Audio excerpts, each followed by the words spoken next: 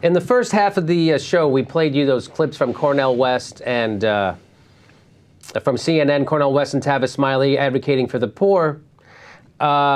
Steve Harvey saw that same interview I showed you and said that, called them Uncle Toms.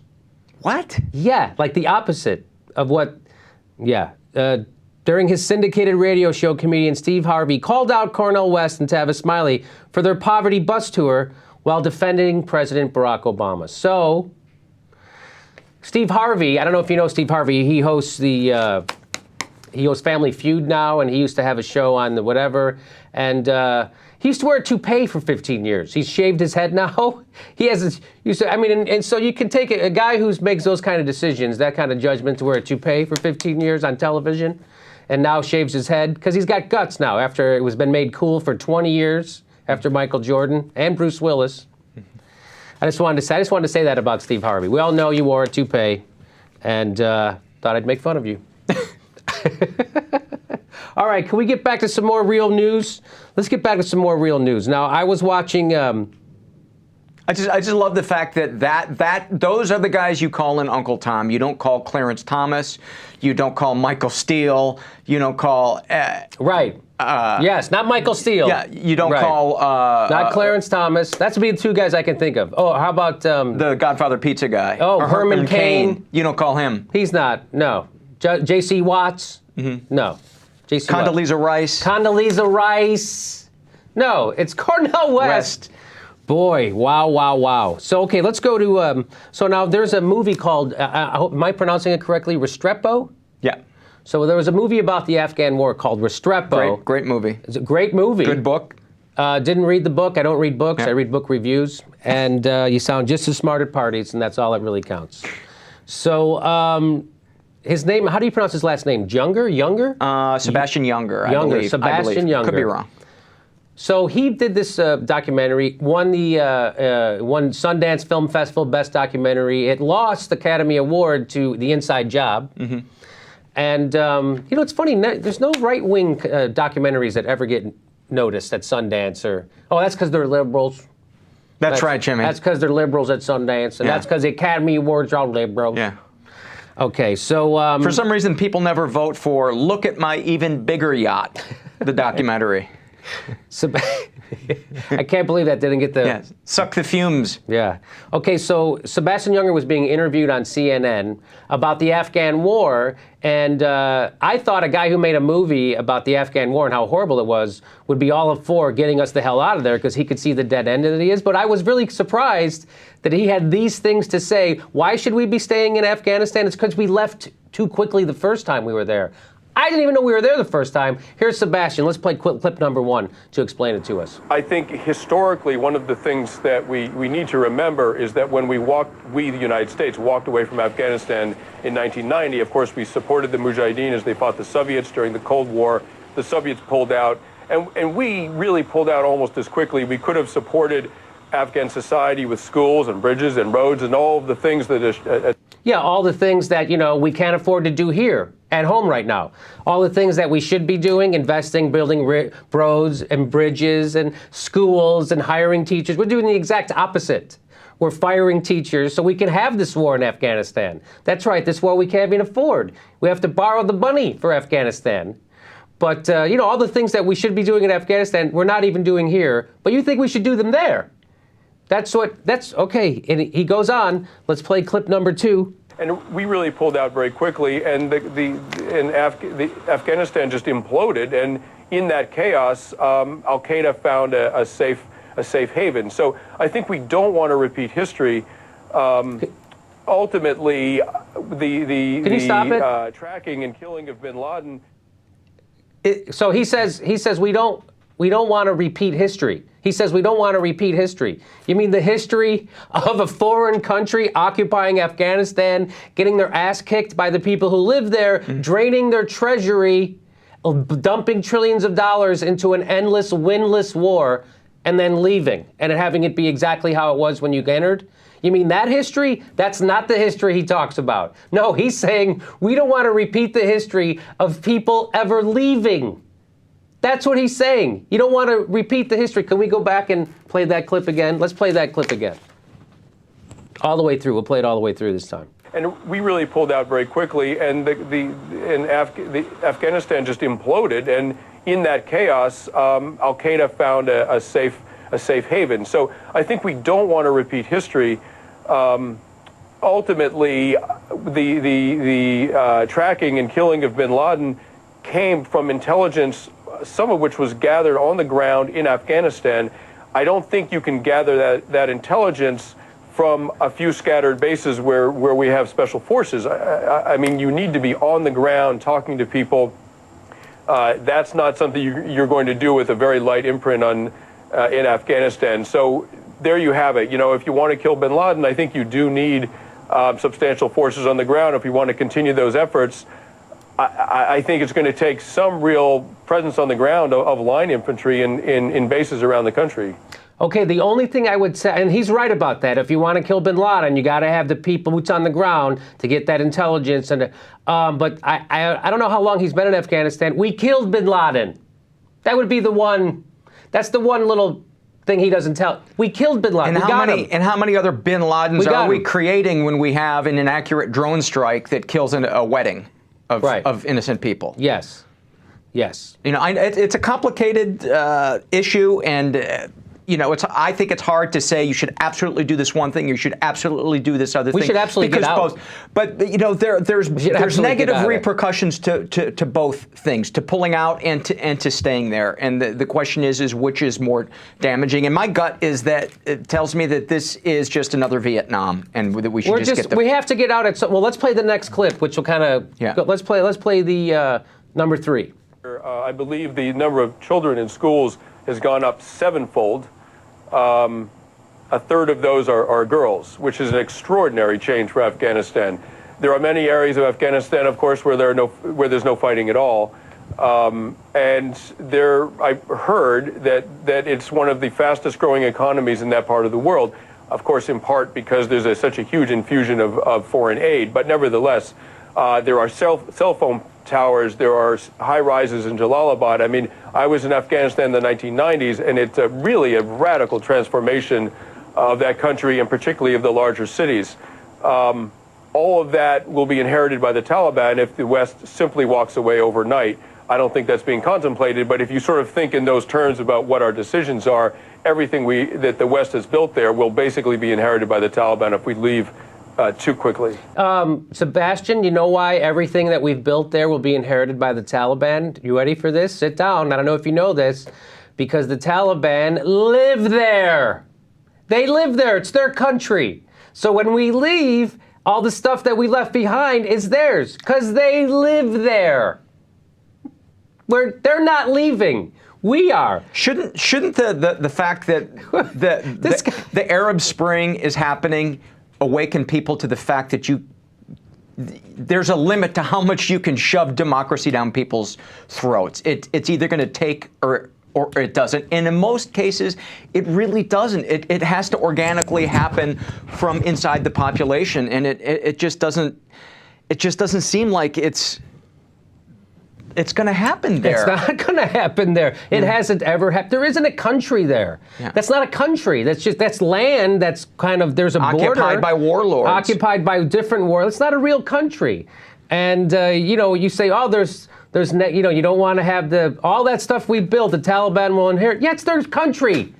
We can't do anything about it. You know, we need to come back here and build our country. What do you think makes us a stronger country? If we build a school in Afghanistan or fire thousands of teachers in America? What do you think makes us stronger? If we hire thousands of teachers here or get the hell out of Afghanistan? What would make us a stronger country? Do you think if we had build roads and bridges here in America to build our economy and make it stronger? I think if Rupert Murdoch owned more TV stations, it would make America it would probably stronger. Help. Because there would be a purer message to angry people to help them vote against their own economic self-interest. The water wouldn't be muddied by contrasting messages. It would be so much easier if he owned them all and he could just get that one pure message out. So you're so right about that, Paul. And, you know, Rupert Murdoch, he can't believe. I couldn't resist going an hour without bagging on. He can't believe. Rupert Murdoch, yes, and he, you know, he can't believe the things that people are saying about him. in their private voicemails. He's hurt. He's hurt. He's heard some horrible things. I almost missed that. Yeah. I almost missed that. Now, I'm not going to blame the, and perhaps I'm steering this, taking control of this away from you, but okay. Is it fair to say that while he isn't responsible for the riots that are happening in London, isn't the culture that he helped feed there, the close relationship between the media, the police, and the politicians, isn't when that you say close, you mean incestuous and corrupt, relationship? The corrupt relationship? Yes. It was a corrupt relationship. Isn't that what the groundwork is laid that is the reason why the riots are happening? Well, you know what? It's good that you bring that up. There's a young lady from CNN International I was watching just last night. Now, everything I've heard about these England riots is that it's just hoodlums. This isn't about anything. This is just hoodlums, right? These punks with nothing to do. And then I was watching the CNN The 92 last night. riots here were actually about breakdancing. Yeah, they were just a bunch of punks. That's right. You know, so if you were, maybe if you were in another country and you heard about the LA riots, it would be reported like how we're reporting the English riots. Like, oh, there was some kid got killed by a bunch of cops, and then some people were demonstrating, and now a bunch of punks are rioting. That's. Yeah, there was. They were up. Reginald Denny drove his truck into South Central, and they dragged him out, and that started the riot. That's what they would say. Yeah, probably. That's how. So here. That's how they're reporting the English riots here. Okay, so here, where is that? Did I send it to you? No, JR I didn't shaking send his that head. to you? No. You son of a dog. Let's reenact the riots. Well, what she said, basically, there was a reporter who's been on the streets, and she said, that a lot of these people who are rioting are young people who are unemployed, 17-year-old kids who, by the way, because of the austerity measures in England, they cut all the money for youth clubs. They didn't reduce it. They And cut education. Them. And they're cutting college scholarships. Yes, so they cut. Hope. You're taking hope. So there's no jobs. It's more expensive to go to college, and you got rid of their youth clubs. So they're wandering the streets all summer with literally nothing to do. Young men with no jobs, harder to go to college, and no job prospects. And you're wondering, why could this be happening? Wait a minute. You mean we just gave the country's economic wealth to a plutocracy of people who run the banks, which they did, and then you're going to make the people who didn't have anything to do with it pay for that? Yes, that's what they're doing. And you're going to cut social programs that help people who are poor and middle class. Yes, we are. And they're rioting. Get out of here. I don't know if you remember, right before earlier this year in May, there was 250,000 people protested in London peacefully, to protest the austerity measures that are happening there. And now, time for peaceful demonstrations, seem to be over. Yeah. So, this is what happens. This is the let them eat cake. Yes. This is. Is it fair to say that this is a glimpse into our future if things continue? If you keep ignoring the pain of the poor and the middle class in this country, that this is what we're going to see years from now? I can't believe that we're not seeing it now. I can't believe that with a quarter of all mortgages underwater because of a fraudulent banking system built on with fraud. Nobody held accountable, nobody in jail. No one. So let's just let me break it. We started the show this way. We'll end it this way. Let me break it down one more time. So S&P comes out, lowers our rating from AAA to AA+. Tell me a little bit about S&P, Jimmy. Where were they in 2008? What kind of a job were they doing? Well, they were doing a heck of a job. They were doing as good a job as Brownie did in New Orleans. They gave Lehman Brothers a AAA rating up until the month they went bankrupt and collapsed. Same thing with Bears and Stearns. AAA. All those toxic assets, all those worthless mortgages that are now underwater in America, AAA from S&P. So the people charged with telling us what's garbage and what's not said it's all great. So the thing that this housing bubble was built on, S&P engineered. Because if they wouldn't have rated They were the health inspector that gave the cancer the thumbs up, basically. They said the rotted meat was prime beef. And now they're telling us that we're not going to be able to pay back our treasury bills when everyone knows we are going. They're the George Bush of rating company. They do the opposite. Whatever they say, the opposite is true. Just it's like the Academy Awards, where somebody gets the Academy Award years after they actually should have gotten it. So the S&P now is trying to make up for their past fuck-ups by saying, we don't want to get burned again by saying that something was unhealthy when it. Yeah, it's not good. These guys, and the fact that anybody listens to S&P. Was I supposed to take another break? I'm good. Yeah. The fact that anybody listens to these morons from S&P. I mean, morons. Morons. You know what, Jimmy, to be fair, I don't know if it's fair to call them morons or if they're greedy and they're understaffed and they're not admitting that they're understaffed and they're not covering the companies that they should be. No. This is not about understaffment. This is not understaffment. This is with a political agenda. Yeah. That's what this is. I don't know if I agree with that. Oh, really? Well, how do you think that because this came from the chairman of S&P. This wasn't an underling who's overworked. This is the chairman saying this. So if you can't rely on the chairman of the rating agency to get it right, then I guess, well, first of all, you can't. You can't rely on them. They've been wrong consistently. They've been wrong. They've been wrong about everything. Yes. I think it's more about greed than about ignorance. They're certainly not ignorant. Yeah. No, I agree with you there. Okay. I don't think it's ignorance. I think that they're. They don't want to lose their prestige, so now they're trying to make up for lost ground. Yeah. Yes, they're corrupt, and they do it in a dumb way. They do it in a way that every investor sees as. That's what I'm saying. Like it's like we all know you're wrong about this because as soon as they downgraded American Treasuries, the stock market took a tank. And what did everybody do? All the smart investors, they bought Treasury bill. They went and bought so. Our country's not heading in a good place, but Dancing with the Stars is on. Oh, did you see the Bachelor pad on Monday? I think Vienna is really going to lose it this time. I actually did see the Bachelor pad, right? I watched news and then I watched the Bachelor pad. Do us a favor. If we've depressed you so much this hour that you feel like you're going to go hang yourself, at least give your country a little salute and do it dressed as a pilgrim. We have very quick. Let me show you what's wrong. What we should be doing is taxing millionaires right now. A one-time 15% tax on the wealthiest 2% would cut our deficit in half. That's according to David Stockman, Ronald Reagan's budget director. But the problem is the people who are supposed to be communicating that and repeating it, the way politics works is you keep having your message repeated verbatim over and over and over. And here's Nancy Pelosi, the leader in the House for the Democrats, who's supposed to be making that point. And here's what's wrong. I like to call her Nancy Pelosi. So, they do that. You think this is really going to hurt real people? Well, I hope not. How could we have severe cuts to our domestic agenda, the education of our children, for example, and not one red cent coming from those who can afford to share the sacrifice that is necessary to reduce the debt?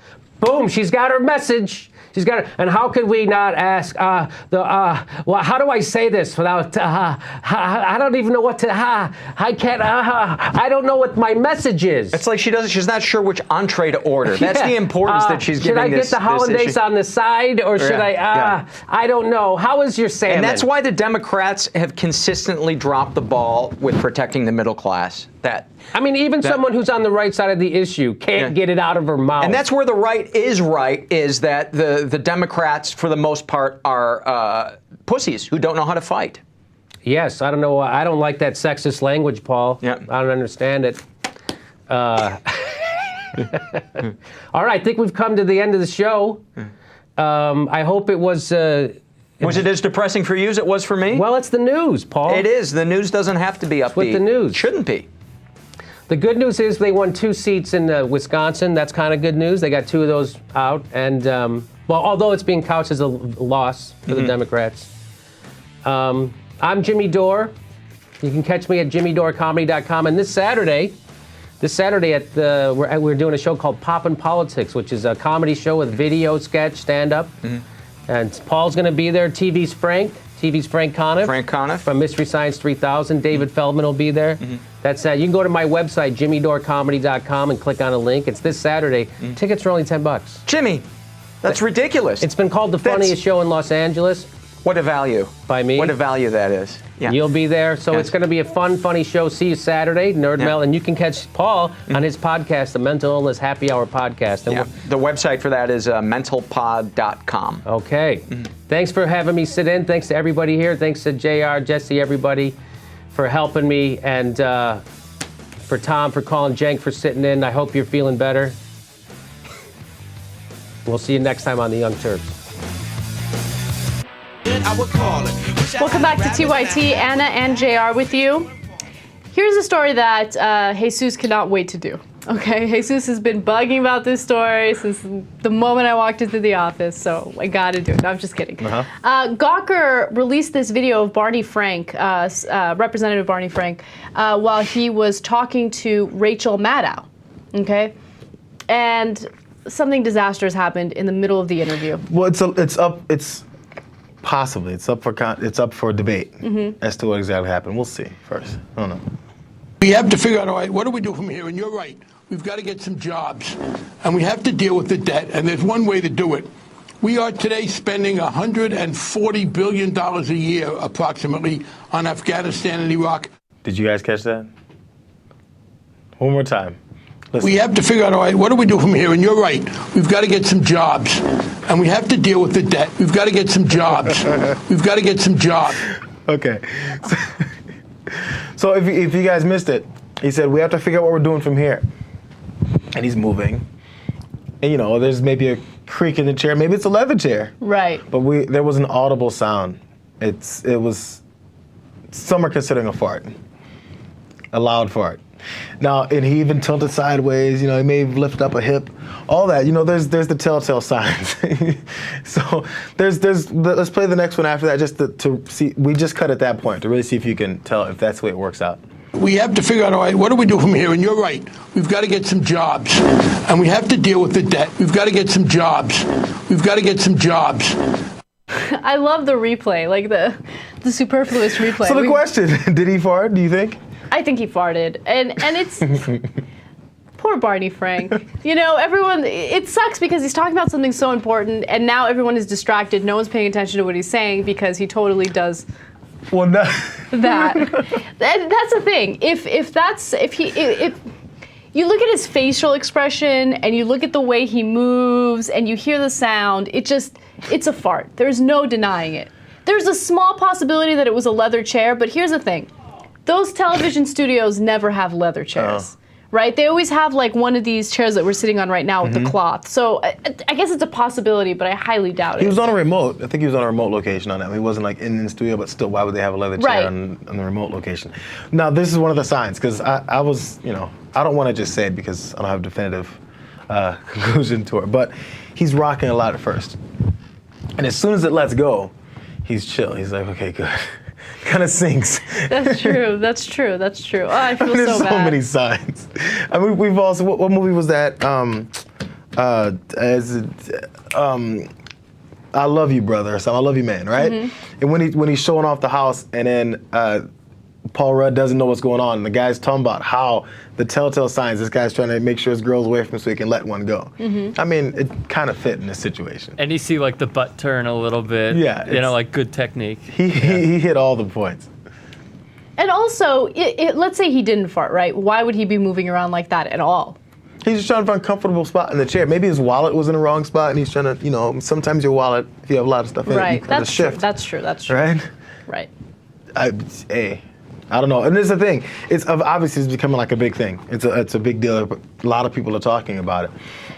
So I mean, do you address this if you're the congressman? I wouldn't address it. I would just let people wonder Yeah, because no, right now no one. You definitely can't address it. Can you imagine Barney Frank goes on the Rachel Maddow show? He shows up again and says, like, Rachel, I need to address something that happened during the last time you interviewed me. I let one rip. I couldn't help myself. I'm an older gentleman. The cheeseburgers were great that night, though. Yeah. That's all. That's all. That substantive story brought to you by the Young Turks. So I mean, I guess the question, was it or was it not? It was a fart. There's no question. It could be a question. I bet some people deny Unanimous it. I bet you a lot of decision. people deny it. He should deny it. I would deny No, I'm it. saying I bet a lot of people don't think it was. I think they deny it just with just as much information as we have. They're like, no way. I bet you watch. We'll let them decide. Yeah, we report, you decide. We're not a poll because we don't care enough. No, we're not going to pull this. But tell us in your comment section. All right, Jennifer Gray says that she is happy about the fact that Kenny Ortega, who is a director, will remake the 1987 classic film Dirty Dancing. So there's Jennifer Gray, baby from the original Dirty Dancing. And, you know, she says that she is 100% in favor of it. She says, I love Kenny Ortega and trust that he will do something special with Dirty Dancing remake. She also says that she's blown away by all the love expressed by Dirty Dancing. Makes me want to see it again. So grateful to have been part of it. So she's in favor of it. She's very supportive. She will probably not be cast as baby in the new Dirty Dancing. No. Okay, but she might have some role in the movie. Yeah, they were point out there's some kind of role. Who knows what it's going to be. Right, so that's probably why she's really happy and excited about it. Yeah, well, I mean, I assume you've seen this movie a million times like every other woman has. I've seen it a couple times. I did enjoy You don't the own movie. it, though. I don't own it, no. Okay. Why would you own it when Are you have excited Netflix? every time you hear the name of the movie? Do you kind of go, oh? No, I like it. I like the movie a lot, but I don't go, oh. Because, like, Oh. this is one of those I'm not like Rick Ross. I don't go, why? I mean, yeah, they're remaking everything else. People like the movie, JR. JR, why do you like the things that you like? Because people, for some reason, find the appeal. They You know what I like liked? it. You know what I liked? I liked the Super Bowl when the Rams won and beat the Titans. You want to know what I didn't like? The Super Bowl when the Rams won. Well, let me I finish, don't care. right? But here's the thing. I liked the Super Bowl when the Rams won and beat the Titans, right? I don't want it to happen again. I'd like the Rams to win, you know, again, but not in the exact same fashion and watch the exact same thing with just a different twist. Or maybe they wear a different uniform and the younger players do it again. Well, I don't want to see the same thing that I already like changed a little bit with new people and new directors trying to recreate something that I already like. If you're recreating something, the last one is probably no good. If I'm doing something over again, I'm like, oh, that one sucked. Let me do it again. We have to recreate the same thing that we already like. Okay, so there's something that we can actually agree on. Okay, I thought you were going to hate on the people who love the first version of Dirty Dancing and want to watch it, you know, a couple times rather than just once. But do I think that there should be a remake of this movie? No, because remakes always destroy the movie. Remakes are never better than the original. Never. I mean, give me a case. I would love to hear one case where the remake was better than the original movie. Brown paperback remix. I don't even know what that is. I don't know. It's one of his songs. These kids, you know. I don't know. Well, I don't know. I don't want to put out the argument about not liking the movie because that's just a matter of opinion. I'm not going to tell people not to like the movie. But can we see a little part of the preview from 1987? I think it was that movie. It was 87. She thought it would be just another summer vacation. Who's that? Oh, them. They're the dance people. But it turns out to be the time of her life. Watch me now! I can't even do the merengue. I'm not sure who you are, but I don't want you to have anything to do with those people again. Baby, I don't see you running up to Daddy telling him I'm your guy. Will, with my father, it's complicated. I will tell him. I don't believe you, baby. She shows him all he can be.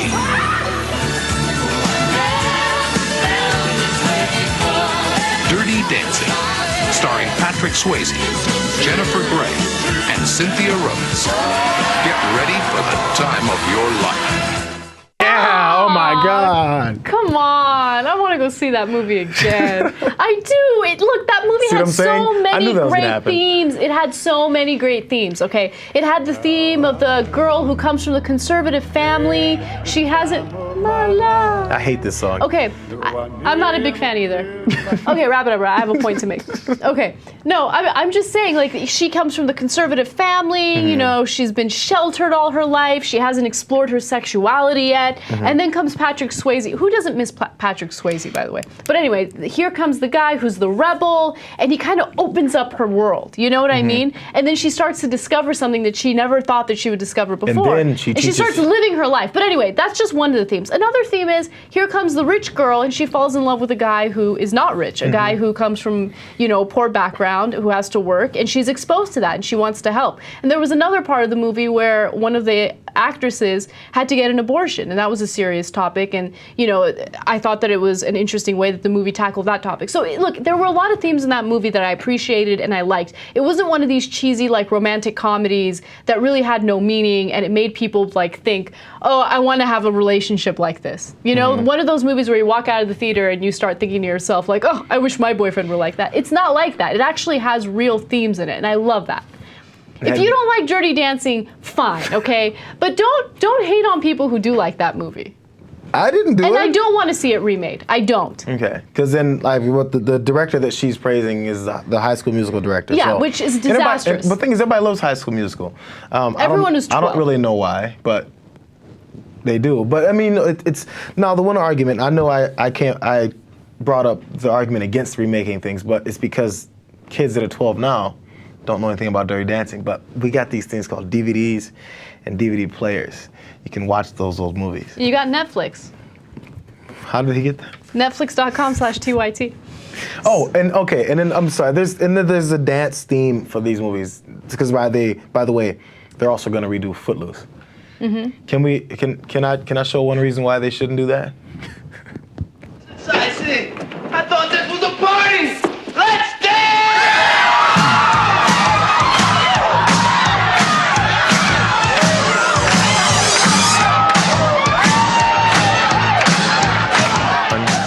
And what the fuck is he about to do?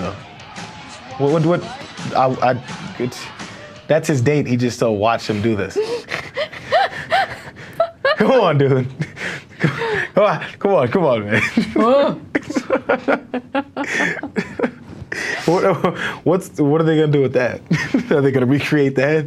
I don't know. I'm not that interested in Footloose, or the remake of Footloose, or of Dirty Dancing. But look, you made your point. We agree. But there's some serious themes in Footloose. There's Christian parents who don't want people to dance. And then the whole town is shut down. And then the rebel comes in with his fucking spiky hair, and he's like, I'm cool. You can dance with me. And he takes over. Okay, by the way. And he beats up the asshole who had the hottest girlfriend in town, and he gets the girlfriend. Look, I get it. You don't like the movie. This guy can dance. I like this part. This was the best part. Jared's so unbearable. Watch him. Please. Go ahead on, white boy. That is pretty, look, that is pretty good. He was the best dancer in the movie. Damn.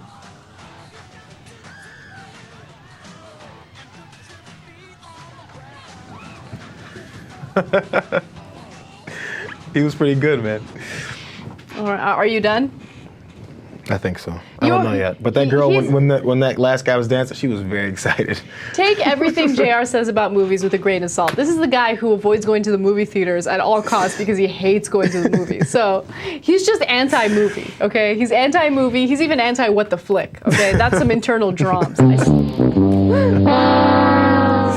I'm just Ricky saying. would have died if he didn't play that sound clip at least once. At least once in this hour. Okay, anyway. Thanks, guys. Thanks for watching TYT. I know Cenk wasn't around, but he will be back tomorrow. He had an important meeting today. And we'll see you guys tomorrow, same time as today. Look out for all those preachers out there stopping you from dancing. Fuck them. See you tomorrow.